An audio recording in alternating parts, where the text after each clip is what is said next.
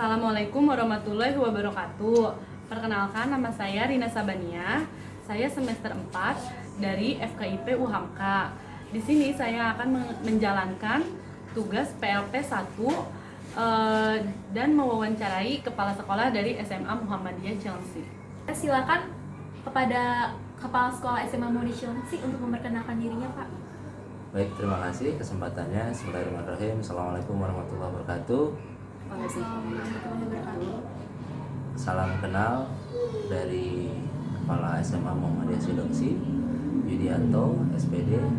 Amanahnya sebagai kepala sekolah periode 2017 sampai 2021 di SMA Muhammadiyah Cilengsi. Oke, baik Pak. Di sini saya akan bertanya.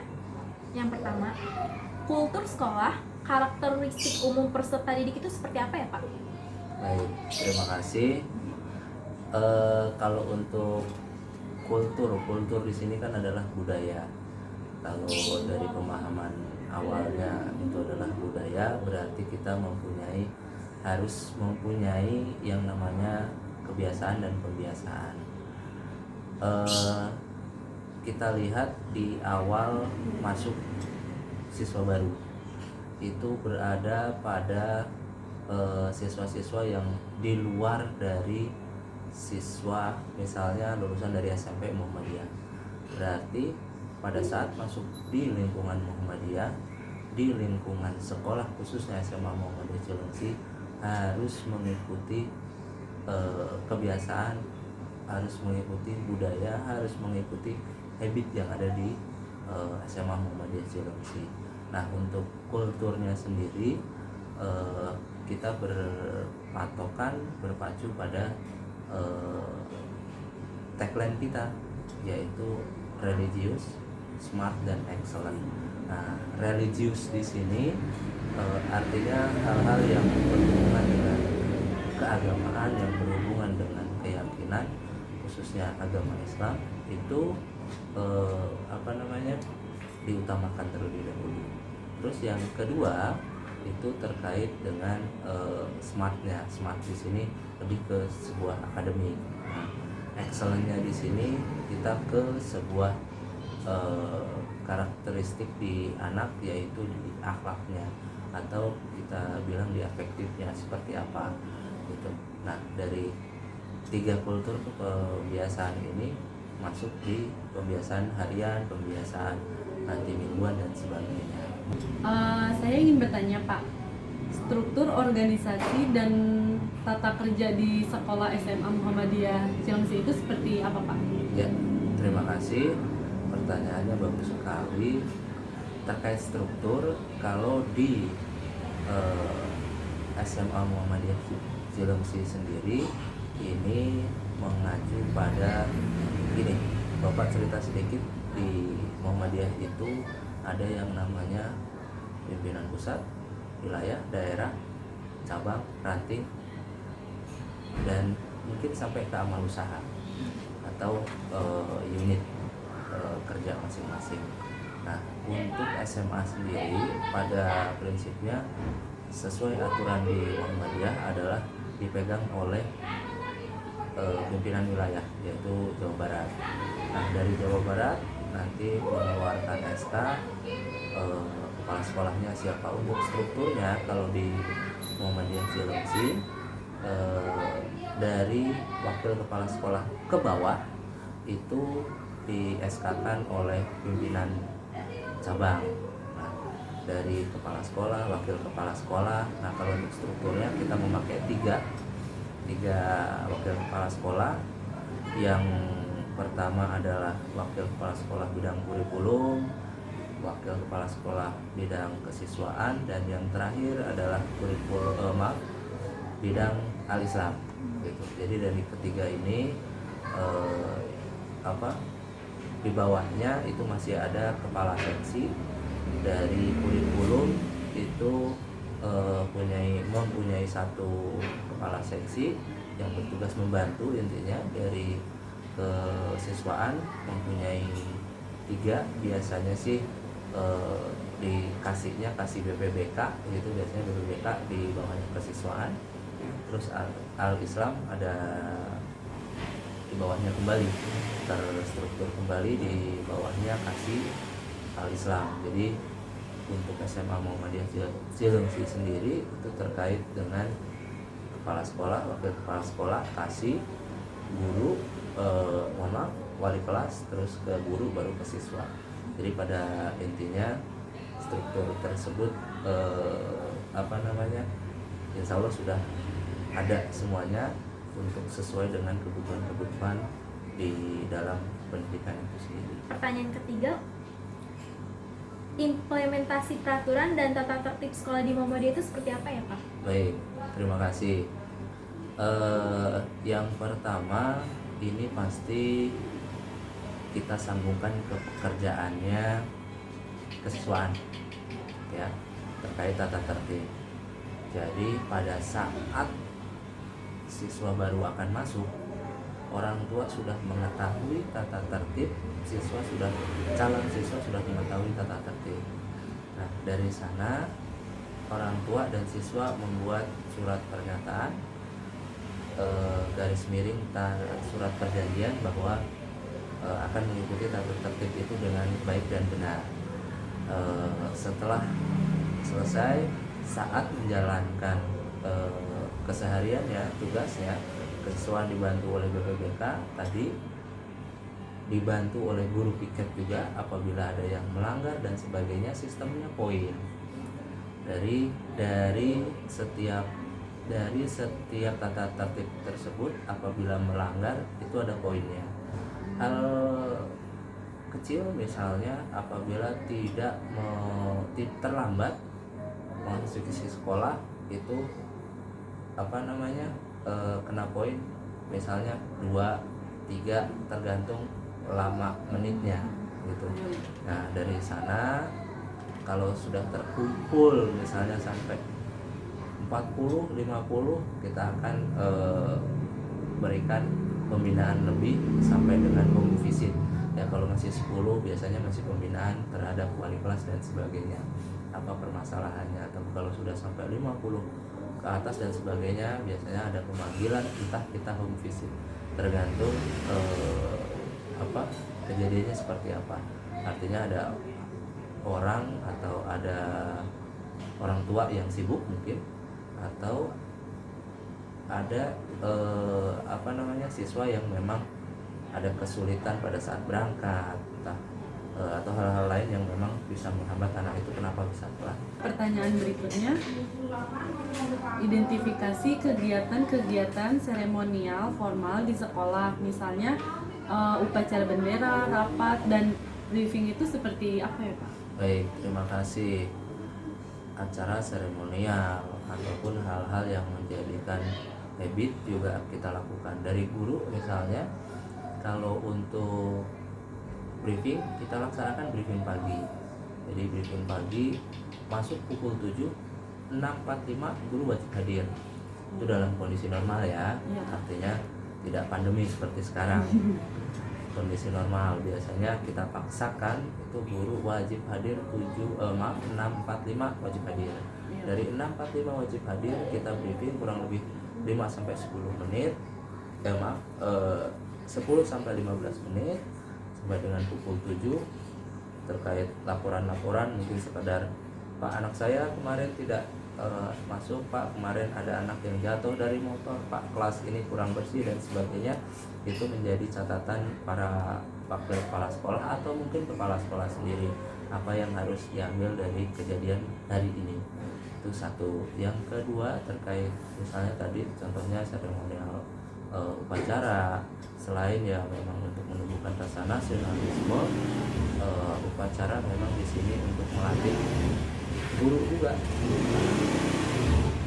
Khawatirnya ada guru yang memang bisa secara klasikal, tetapi pada saat di luar secara umum harus berbicara di depan mic dan sebagainya, mereka tidak siap. Oleh karena itu dengan menjadi pembina, kita jadikan pembina nih, kita jadwalkan pembinaan itu biasanya orang tua wali kelas akan bisa berlatih berbicara di depan anak-anak dengan ya suaranya dibesar dan sebagainya, karena belum tentu karena ada atas panggung juga kan. Identifikasi kegiatan-kegiatan rutin berupa kurikuler, kokurikuler, dan ekstrakurikuler tuh gimana di Muhammadiyah Pak? Baik, terima kasih. Identifikasinya ya judulnya. Identifikasi sekali lagi kita mulai di awal pada saat calon siswa masuk. Calon siswa masuk kalau memang dia dari prestasi, misalnya mempunyai prestasi apa? Contoh tahun ini ada yang sudah masuk di pelatda daerah di Kabupaten Bogor, Arahan. Jadi apresiasinya adalah kita kalau akan ada yang namanya pelatda tersebut dan sedangkan dia dalam masa belajar, kita berikan izin, tetapi si anak harus mampu dan bisa mengejar ketertinggalan akademik. Bagaimana caranya? Ya memberikan waktu, dalam hal ini sedikit kelonggaran di akademiknya tersebut mengenai nilai dan sebagainya. Nanti akan kita berikan ya kelonggaran mungkin dengan tugas yang berbeda dan sebagainya. Lalu identifikasi praktik pembiasaan dan kebiasaan positif di sekolah itu seperti apa? Baik, terima kasih. Tidak usah jauh-jauh pembiasaannya. Namanya tadi di awal Bapak bilang bahwa yang masuk ke SMA Muhammadiyah Cilengsi ini ada dari sekolah umum, ada yang dari pesantren, ada juga yang memang dari lingkungan Muhammadiyah sendiri atau sekolah di Muhammadiyah sendiri. Contohnya pulang sore hari. Pulang sore hari itu kalau tidak dibiasakan sholat asar, mungkin sampai rumah mungkin main dulu dan sebagainya, tidak akan sholat asar. Nah, oleh karena itu dibiasakan pulang sekolah itu tidak pulang dulu, tapi setelah sholat asar baru diperbolehkan pulang. Aturannya memang pukul 15 itu sudah selesai pembelajaran. Namun kan sholat asar itu bisa pukul 15 setengah 4 kadang-kadang kan itunya. Jadi menyesuaikan itu. Orang tua sebagian besar tidak menanyakan telatnya kenapa pulangnya, tapi karena memang ya selesaikan dulu di sekolah. Artinya itu pembiasaan kecil, meskipun hal-hal yang lain juga ada ya.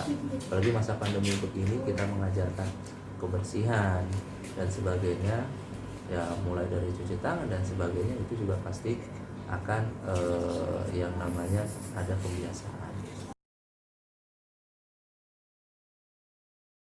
Dan sekarang kita berdua akan mewawancarai guru dari SMA Muhammadiyah Cilengsi yang bernama Miss Afni. Pertanyaan pertama akan ditanyakan oleh saya, bagaimana Bu pembelajaran setelah pandemik dan sebelum pandemik? Kalau sebelum pandemi kan kita bisa bertatap muka dengan peserta didik, kemudian kita bisa menjelaskan materi dan memberikan penilaian dengan secara efektif. Nah, sedangkan selama pandemi banyak yang kurang on time gitu waktu daring gitu. Jadi beberapa ada yang sudah mengerjakan tugas, beberapa ada yang belum. Cuman mungkin ya kurang efektif aja sih gitu selama pandemi. Oke, pertanyaan kedua. Apakah ada kendala saat pembelajaran daring yang Miss lalui? Kendalanya pasti banyak. Pertama, kadang anak ada yang belum punya HP. Jadi kadang masih pinjam punya orang tuanya. Kemudian ada yang mungkin siswa yang kurang mampu, jadi dia harus membeli kuota terus gitu. Jadi kita juga harus memahami anak-anak yang seperti itu. Biasanya kalau gitu mereka mengumpulkan tugas ke sekolah, cuman bergantian satu-satu gitu, nggak boleh semuanya. Lalu kalau pengeluarannya itu lebih banyak online atau offline, Bu? Pengeluarannya lebih banyak online pastinya, kan kita kadang pakai Zoom, kan itu nyedot kuotanya banyak. Jadi lebih banyak waktu online sih gitu. Oke. pembelajaran daring seperti apa yang Miss gunakan? Kadang kita pakai Classroom, Google Form, kemudian kalau penilaian kita pakai Quizzes, kalau ulangan harian, kemudian pakai YouTube. Lalu menurut Miss, apakah pembelajaran online ini berjalan efektif, Miss? Mau nggak mau kita harus berusaha seefektif mungkin karena kita pingin anak-anak nggak ketinggalan belajar gitu. Jadi walaupun di rumah mereka tetap belajar gitu dengan tugas yang tidak memberatkan. Iya. Biar dia nggak boring Iya. gitu. Kadang ada kuis gitu. Jadi sekreatif mungkin lah gitu. Apakah Miss senang mengajar dalam sistem daring? Mau nggak mau harus senang. Cuman ini salah satu cara kita bisa memberikan materi, memberikan penilaian buat anak-anak gitu. Lalu apa kelebihan dan kekurangan dari pembelajaran melalui daring, Miss? Kelebihannya anak-anak semakin kreatif. Kemudian contohnya seperti membuat video gitu ya. Kemudian mereka jadi bisa belajar mandiri lah, maksudnya walaupun kadang kalau misalnya tugas molor-molor gitu ya. Kemudian kok kekurangannya yaitu anak kurang disiplin jadinya. Misalnya pembelajaran jam 7 mereka masih belum bangun atau apa, jadi onnya kesiangan Iya. gitu, Jadi jam late 8 ya molor gitu. Itu aja sih. Di sini, saya dan rekan saya Rina Sabania akan mewawancarai salah satu murid SMA Muhammadiyah yang bernama Hi, my name is Lila Lulu Arif. Saya dan rekan saya akan bertanya. Pertama saya akan bertanya, Selin lebih menyukai pembelajaran secara online atau offline? Lebih senang offline sih, Kenapa tuh alasannya? karena aku bisa meminta penjelasan dari guru-gurunya dan aku bisa face to face gitu ngajak ngobrol sama gurunya. Oh, lebih baik langsung gitu ketemu. Iya, Oke, selanjutnya cara belajar Selin itu yang paling Selin suka tuh seperti apa sih? 15-minute break. Maksudnya berhenti terus belajar lagi Oh, gitu iya. ya? Oh iya. Sambil istirahat mungkin tidur kali ya. Iya, paling tidur 20 menit jadi biar Refresh otak Oh, gitu ya? iya. Oh iya. Lalu kan sekarang lagi pandemik ya, belajarnya masih online. Kalau mengatasi kesulitan belajar online itu gimana? ya aku nggak bisa mengatasinya sih, cuma bisa lanjut belajar. Tapi kalau emang udah nggak kuat, aku istirahat karena Oh. takut stres. Jadi kuncinya istirahat ya? Iya. Oh iya. Terus Selin, mata pelajaran apa yang paling kamu suka? Bahasa Inggris sih. Kenapa tuh? Karena dari kecil aku emang udah ngomong bahasa Inggris, terus ayah juga emang ngomongnya bahasa Inggris, mama juga ngomongnya bahasa Inggris, jadi lebih enak gitu, lebih asik ngomong bahasa Inggris. Apalagi kalau lagi pelajaran bahasa Inggris, Iya, kita bisa bener ngomong banget bebas sih. bahasa Inggris. Jadi dari lahir udah ngomongnya bahasa Inggris gitu ya? Jadi Iya. kamu nggak akan kaget kalau ada pelajaran bahasa Inggris, jadi udah terbiasa, udah habit juga ya. Iya. Bisa karena terbiasa ya? Iya. Oh, iya. Bagus. Saya Lutfia Nadia Darussalam dan rekan saya Rina Sabania sedang ikut melakukan daring bersama Miss Apni dengan menggunakan Google Classroom.